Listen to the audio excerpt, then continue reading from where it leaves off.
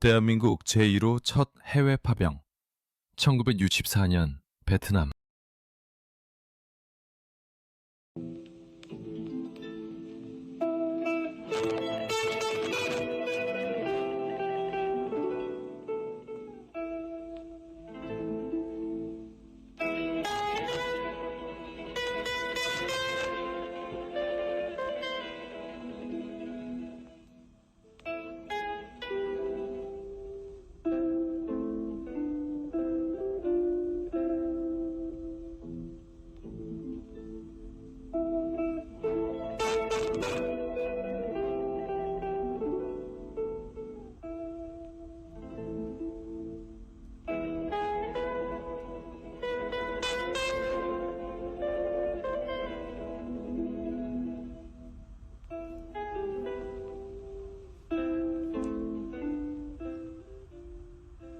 인구 약 1,400만을 가진 월남공화국은 북위 17도선을 경계로 해서 우리나라와 같이 국토가 양단돼 있으며 북으로 월맹 정권과 맞서고 있는 자유아시아의 한 나라입니다.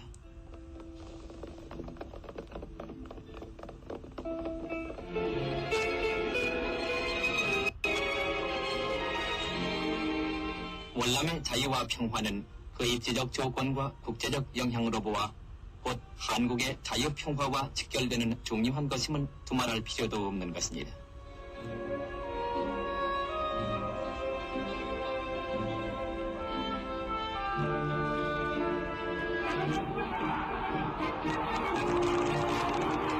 그래서 전 이승만 대통령은 자유월남을 방문해서 한월 양국의 신선을 도모한 바 있으며 전 중앙정보부장 김정필 씨도 월남을 방문해서 반공의 결의를 더 한층 굳게 다짐한 바 있습니다.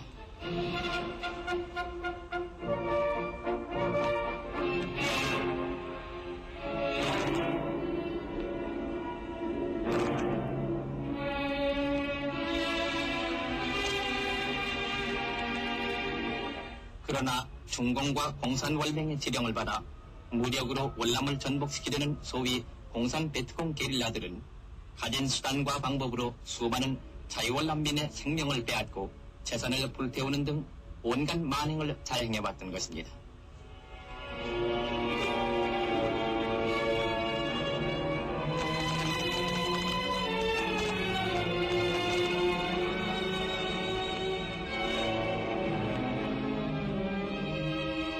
이와 같은 공산 베트콩 게릴라들의 만행에 분격해온 자유월남의 국민들은 공산월맹을 가도하라는 프레카드를 들고 거리에 나와 반공 시위를 통해 공산 게릴라의 만행을 전 세계 자유우방에 호소하면서 반공 월남의 결의를 다짐하고 있는 것입니다.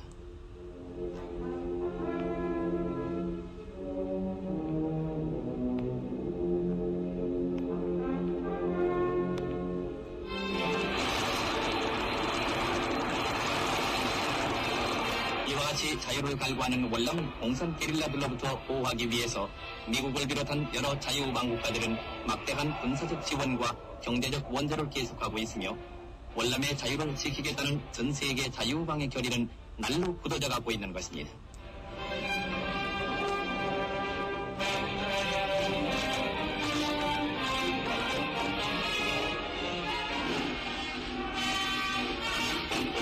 (1964년 7월 15일) 월남 정부로부터 한국군의 지원을 요청받은 한국 정부는 약 2,000명의 비지원투원으로 구성된 월남 후방지원부대를 파견할 것을 결정하고 절대다수의 국회 동의를 얻어 소위 비둘기 부대라고 불리우는 군사원조단의 결단을 끝마치고 1965년 2월 9일 서울운동장에서 드디어 파월 장병들의 환송식을 갖게 되었던 것입니다.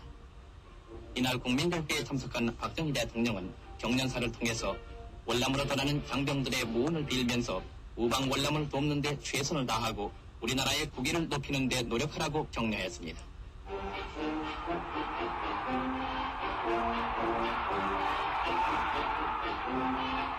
스라린 6.25 당시 유엔군의 힘을 얻어 한국의 자유와 평화를 쟁취한 우리 국군은 이제 그 힘이 크게 자라 우리 역사상 드물게 이웃나라의 자유와 세계 평화를 위해 달려가게 되었으니 정말 온 세상이 놀라지 않을 수 없었던 것입니다.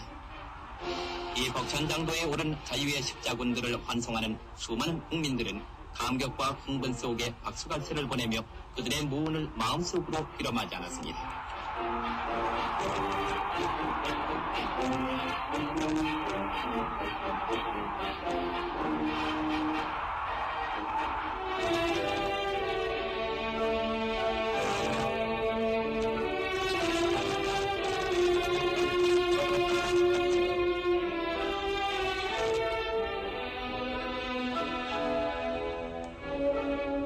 전후의 나라 월남 땅에 자유를 심겠다는 굳은 결의 아래 뭉친 평화의 사도 비둘기 부대의 제1진이 드디어 부산항을 출발. 미제 칠함대 함정의 호위를 받으며 월남으로 향하게 되었습니다.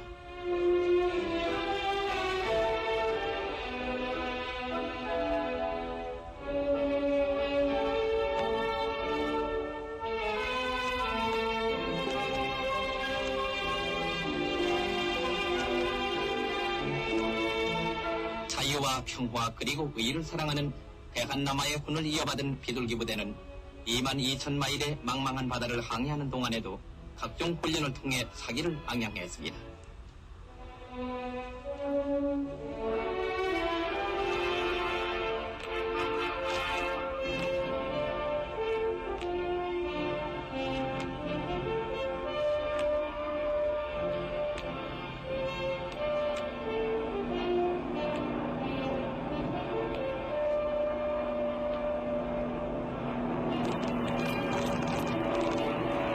그리고 불의의 사고에 대비한 헬리콥터에 의한 수송작전은 실전을 방불하게 했습니다.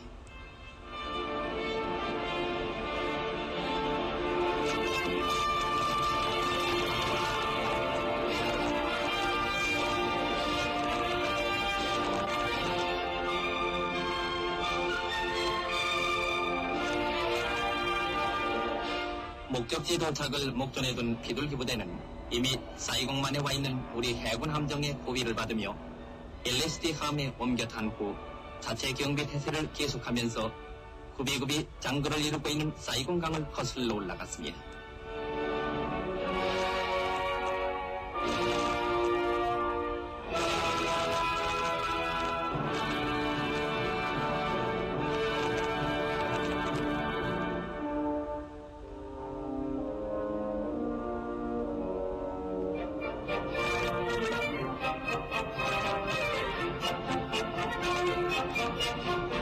(3월 16일) 오전 11시 드디어 월남의 수도 사이공 부두에 도착한 우리 비둘기 부대는 TU 월남 국방장관을 비롯해서 수많은 월남 국민들과 우리나라 교포들의 환영을 받았습니다.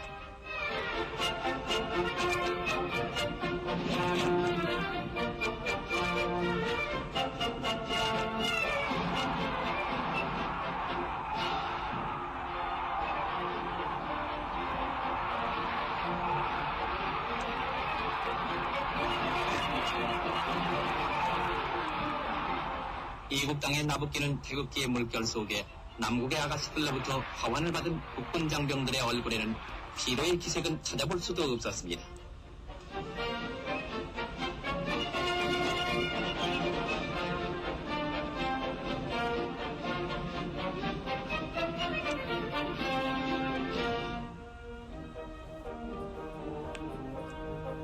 그리고 수많은 군중이 지켜보는 가운데 비둘기 부대의 용사들은 도무당당히 토두가를 행진해서 용감한 대한민국 국군의 위용을 과시하며 거리를 누볐습니다.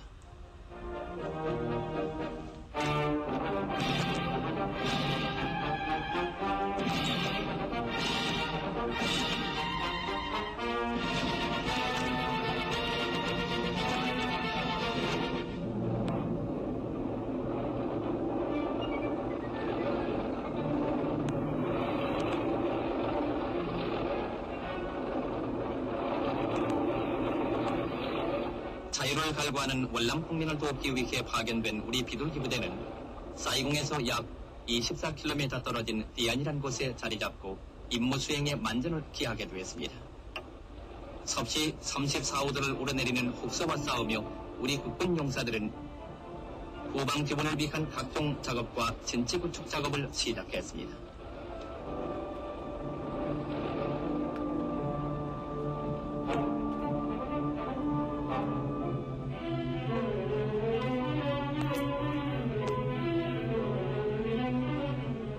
어디서 나타날지 모르는 공산 베트콩의 기습에 대비하기 위해서 숲을 불태우고 뚝을 쌓고 우리 국군 용사들의 작업은 계속됐습니다.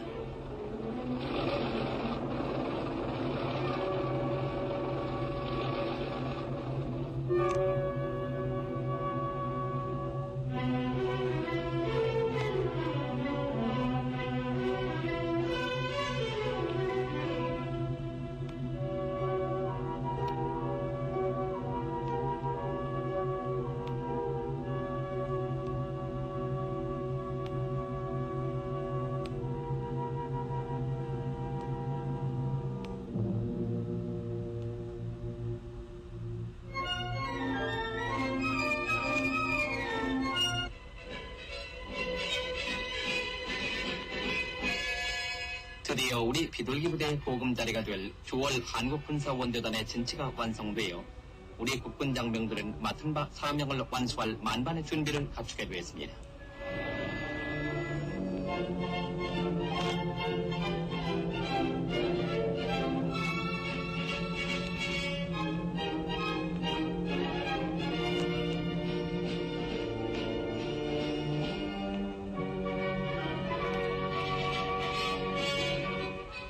월남의 자유를 지킨다는 것은 곧 한국의 자유를 지키는 것이라는 신념과 투지로 굳게 뭉친 비둘기 부대의 용사들은 비록 낯설은 땅에서나마 활기에 넘치는 복무 생활을 시작하게 되었습니다.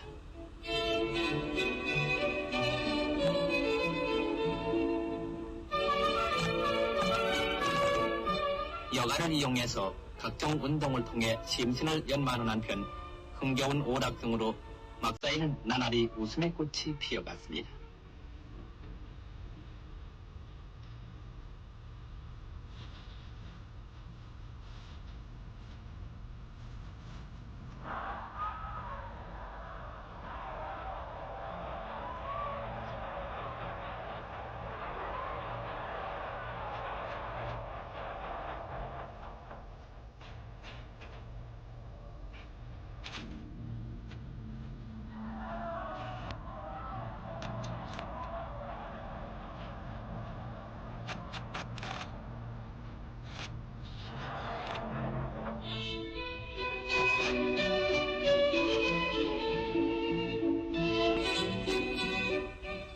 무엇보다 반가운 것은 고향에서 오는 가족의 편지나 미문 편지인 것은 두말할 필요도 없는 것입니다.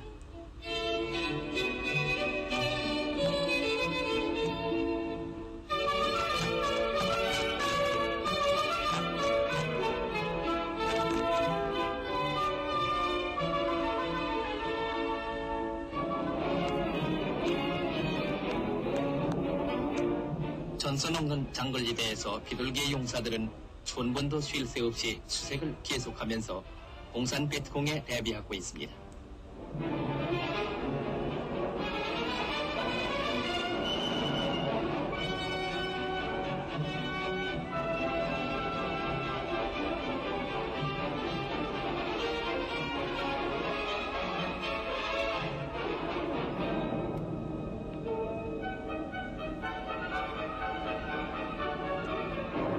그리고 월남의 민병대원들도 우리 국군을 도와 경비에 만전을 기하고 있습니다.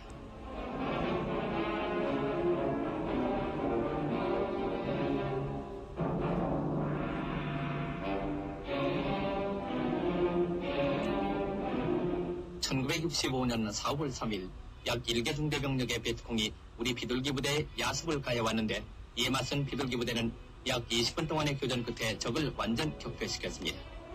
이날 아침 우리 수색대는 베트콩 유기시체 일구와 많은 전리품을 노획했는데 이 불의의 기습에 대한 비둘기 부대의 신속한 반격은 9월 미군과 월남군 당국의 높은 평가를 받았던 것입니다.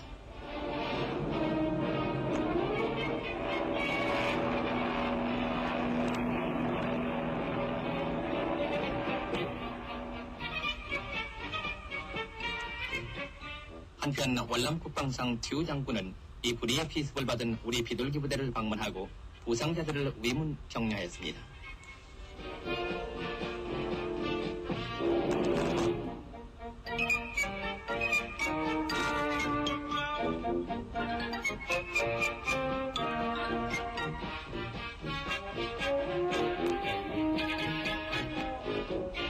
또 주월 우리나라 대사부인을 비롯한 무관부 무역진흥공사 직원 부인들도 최월남 국방상 부인과 월남 고위장성 부인들과 함께 봉타우에 있는 이동외과 병원을 방문해서 빗공의 기습으로 부상당한 비둘기부대 장병들을 위문했습니다.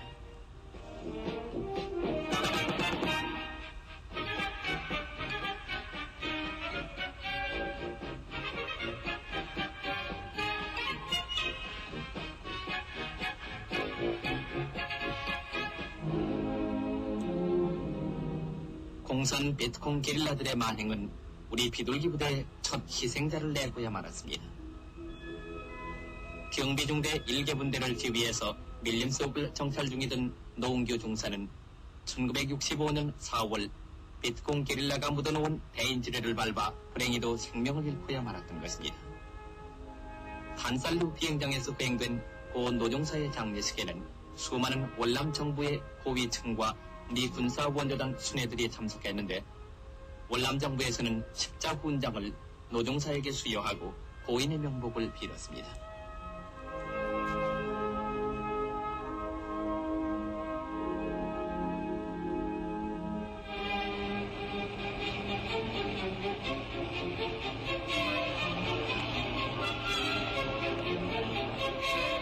월남에 파견된 우리 군사원조단의 주요 임무는 월남의 후방 지원에 있는 것입니다. 그래서 우리 비둘기부대 장병들은 자체 방위 강화는 물론 여러 가지의 대민 활동을 전개하고 있습니다. 1965년 4월 1일 김성은 국방부 장관이 참석한 가운데 도로 작업에 기공식이 있은 후 우리 장병들은 월남의 도로 작업에 최선을 다하고 있습니다. 이로써 비둘기부대 공병대가 가는 곳마다 월남의 길은 나날이 굳어져 가고 있는 것입니다.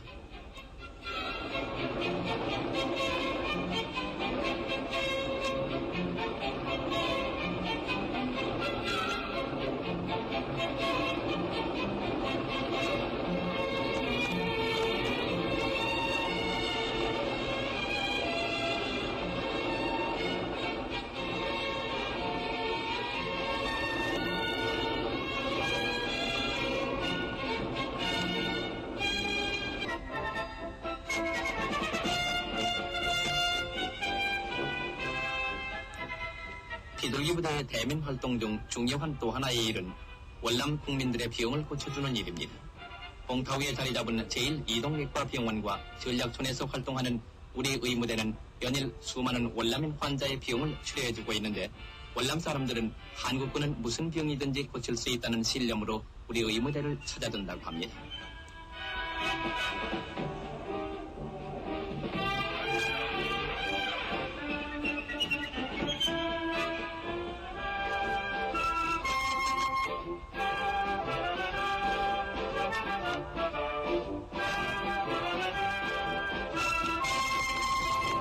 또한 태권도 교도단은 1964년 9월부터 현재까지 약 2,500명의 월남 군인과 민간인을 수련시켰다고 하는데 요즘 월남에서는 우리나라의 태권도가 붐을 일으켜 누구나가 배우려 하고 있다고 합니다.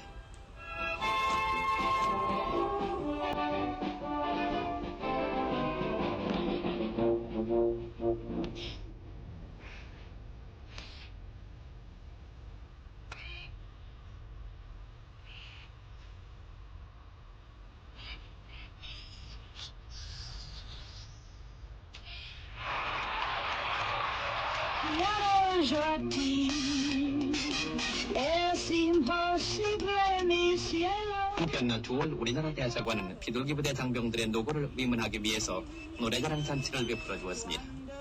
이 잔치에는 사이공의 유명한 방칸바의 밴드와 가수들이 출연해서 장병들의 흥을 한층 돋구어 주었으며 고된 피로를 마음껏 풀어주었습니다.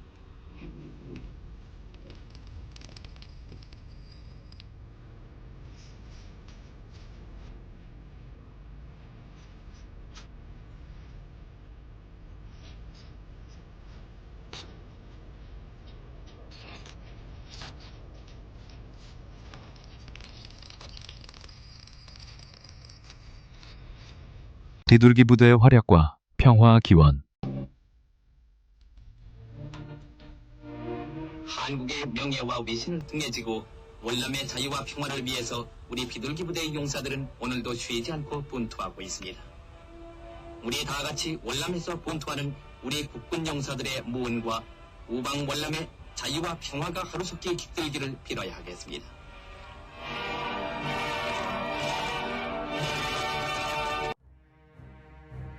국군 최초의 해외 파병 비둘기 부대 파월 60주년 종군 기자 전우대담 첫 베트콩 기습 격퇴 101 경비대대 회고 한국군 최초의 해외 파병 비둘기 부대의 활약상에 관한 당시 종군 기자의 회상이 눈물겹다.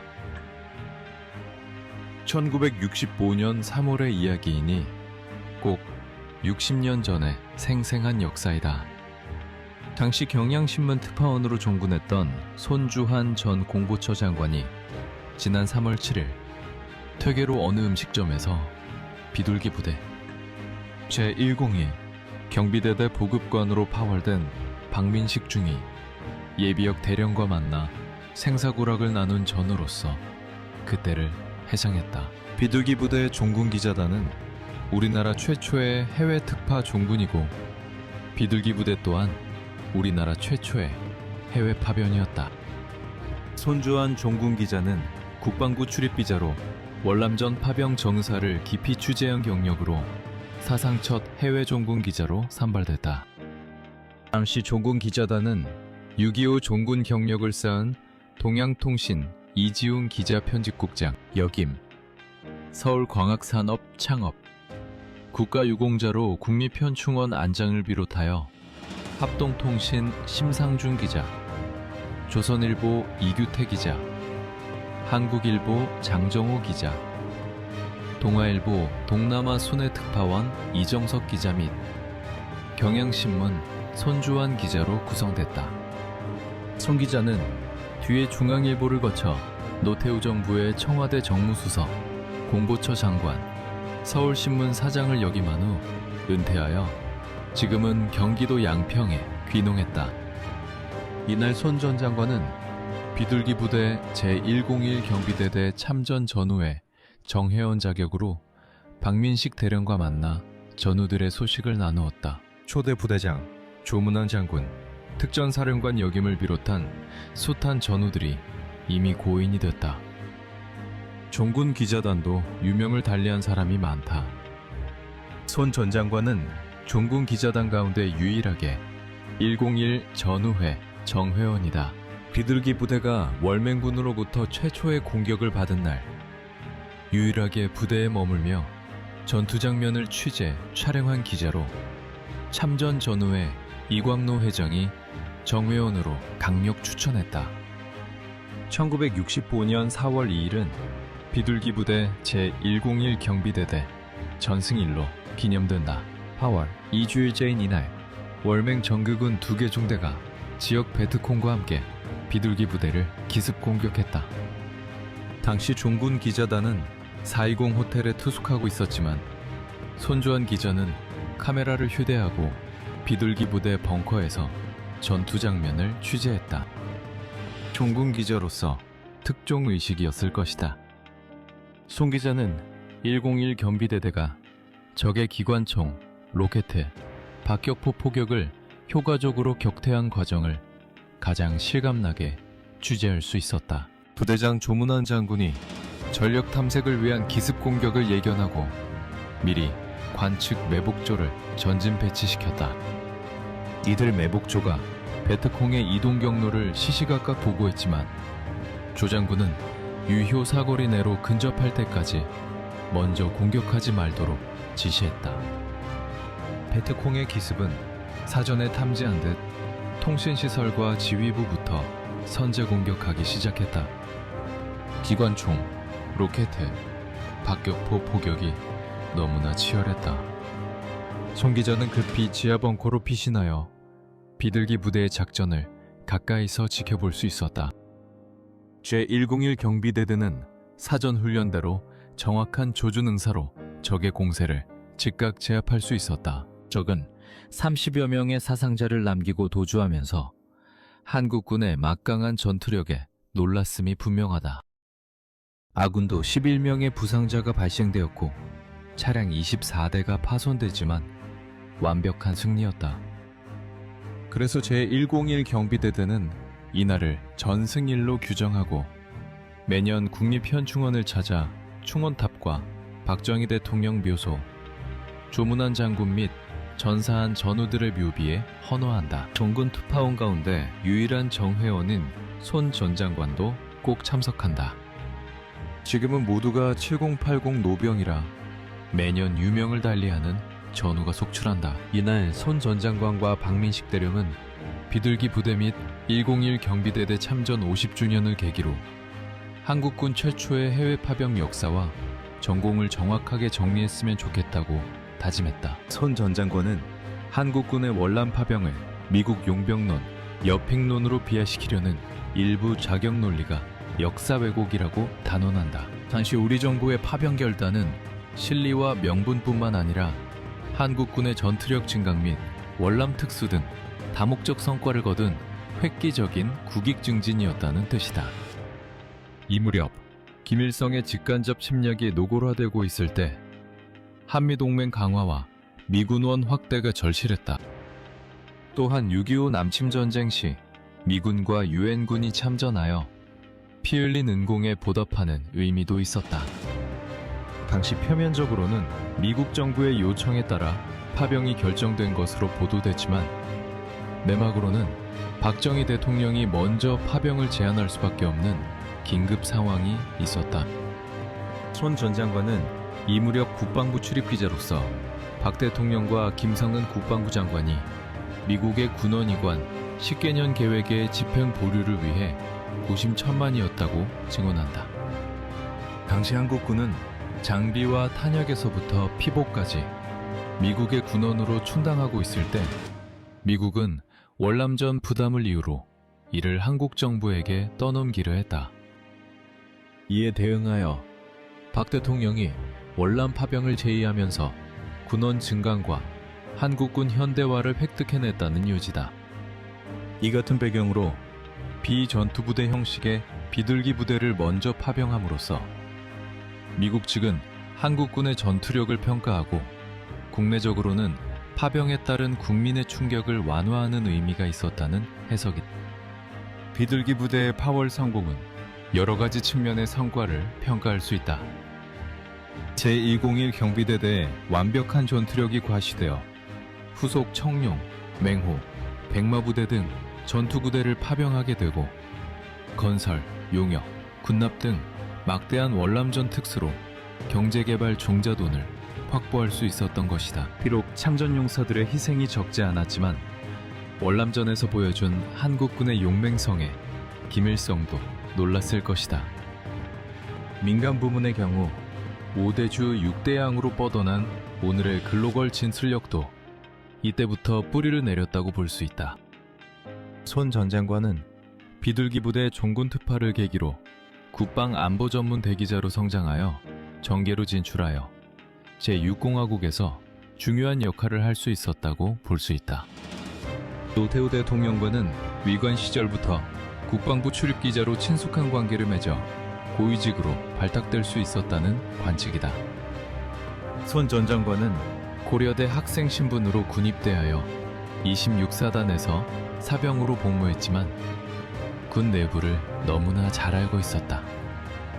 이 때문에 파월 훈련장에서 수류탄 사고로 순직한 강제구 대위 소령 추사 사건을 널리 보도하여 그를 군신으로 추앙토록 이끈 기자 감각을 발휘할 수 있었다. 강원도 홍천의 파월 맹우부대 훈련장에서 강제구 대위는 수류탄 투석에 실패한 병사를 살리고자 자신의 몸으로 수류탄 폭발을 덮고 희생하고 말았다. 그러나 당시 군에서는 민심 동요를 우려하여 사건의 진상을 은폐하고 있었다. 손 기자가 이를 취재하여 당시 김용배 참모총장에게 건의하여 그의 살신성인을 널리 보도케 했던 것이다.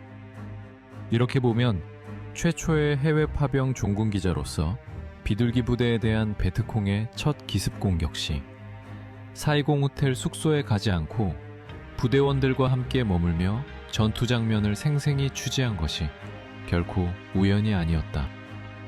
또한 월남전 첫 전투대대 101 경비대대 참전 전후회에 유일한 민간인 정회원 자격도 물론 우연이 아니었다는 결론이다. 비둘기 부대 파월 50주년을 계기로 나라를 위해 헌신한 국가 유공자들의 공적에 새삼 무한 감사를 올린다.